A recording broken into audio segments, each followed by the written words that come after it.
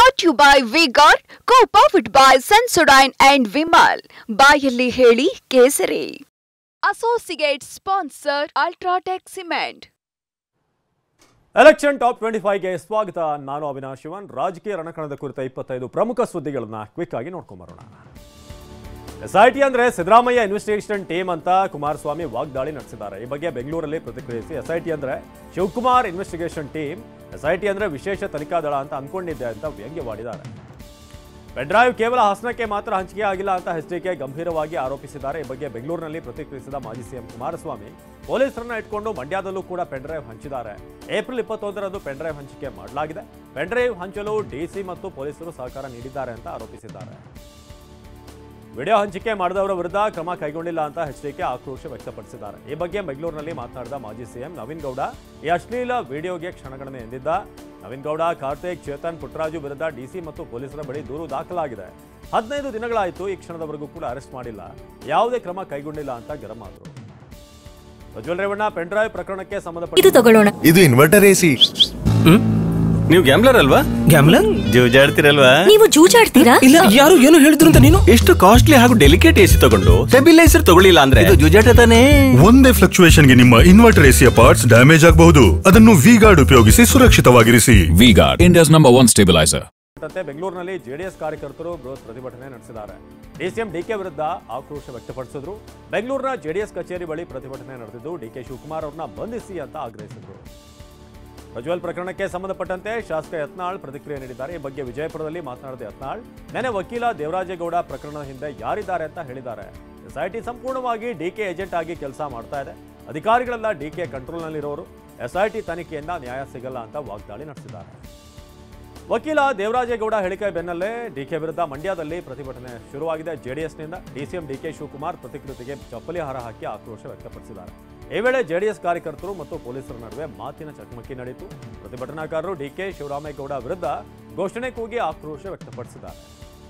ಇನ್ನು Kolar, ಹಾಸನದಲ್ಲೂ JDS BJP ಕಾರ್ಯಕರ್ತರು ಪ್ರತಿಭಟನೆ ನಡೆಸಿದರು. ಮೋದಿ ಮತ್ತು ದೇವೇಗೌಡರ ಘನತೆಗೆ ಧಕ್ಕೆ ತರುವಂತೆ ಯತ್ನ ನಡೀತಿದೆ ಅಂತ ಆರೋಪಿಸಿದರು.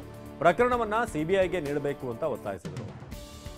ರಾಜ್ಯದಲ್ಲಿ 2 ಸಿಡಿ ಫ್ಯಾಕ್ಟರಿ ಇವೆ ಅಂತ ಮೊದಲೇ ಹೇಳಿದೆ ಅಂತ ಬಿಜೆಪಿಯ ಶಾಸಕ ಯತ್ನಾಳ್ ಹೇಳಿದ್ದಾರೆ. ಈ ಬಗ್ಗೆ ವಿಜಯಪುರದಲ್ಲಿ ಟಿವಿ9 ಜೊತೆ ಮಾತನಾಡಿದ ಯತ್ನಾಳ್, ಇದೊಂದು ಓಪನ್ ಆಗಿದೆ, ಇನ್ನೊಂದು ಓಪನ್ ಆಗಲಿದೆ ಅಂತ ಭವಿಷ್ಯ ನುಡಿದಿದ್ದಾರೆ.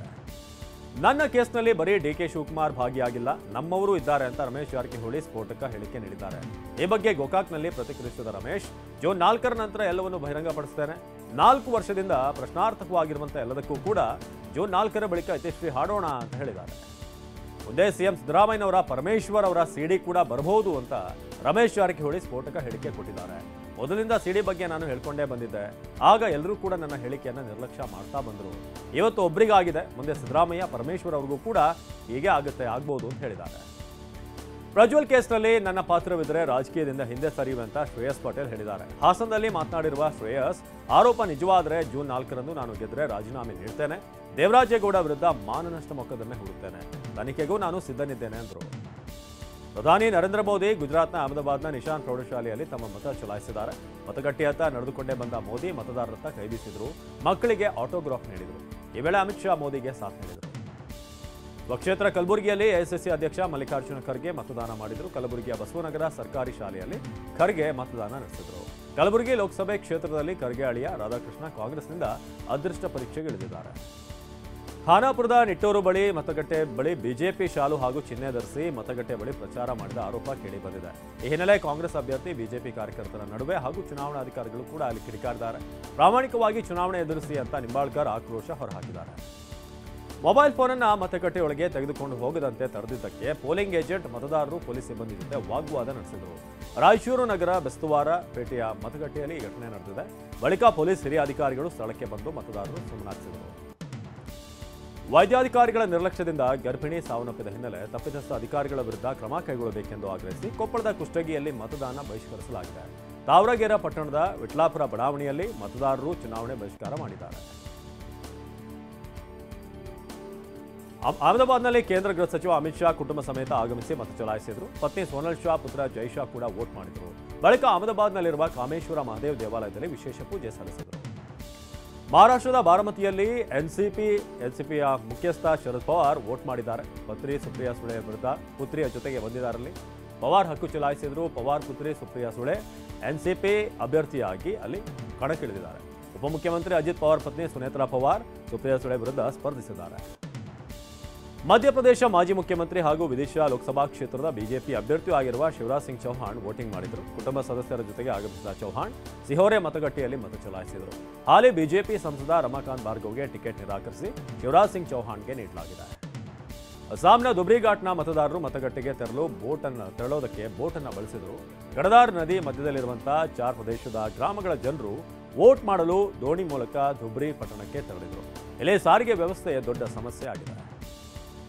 ಲೋಕಸಭಾ ಚುನಾವಣೆ ಕಾವು ನಡುವೆಯೂ ಕೂಡ ಕೇಂದ್ರ ಸಚಿವ ಅನುರಾಗ್ ಠಾಕೂರ್ ಹಿಮಾಚಲ ಪ್ರದೇಶ ಹಮೀರ್ಪುರ್ನಲ್ಲಿ ಕ್ರಿಕೆಟ್ ಆಡಿದರು. ಹಮೀರ್ಪುರ್ ಲೋಕಸಭಾ ಕ್ಷೇತ್ರದ ಬಿಜೆಪಿ ಅಭ್ಯರ್ಥಿಯಾಗಿರುವ ಅನುರಾಗ್ ಠಾಕೂರ್ ಮರು ಆಯ್ಕೆ ಬಯಸಿದ್ದಾರೆ.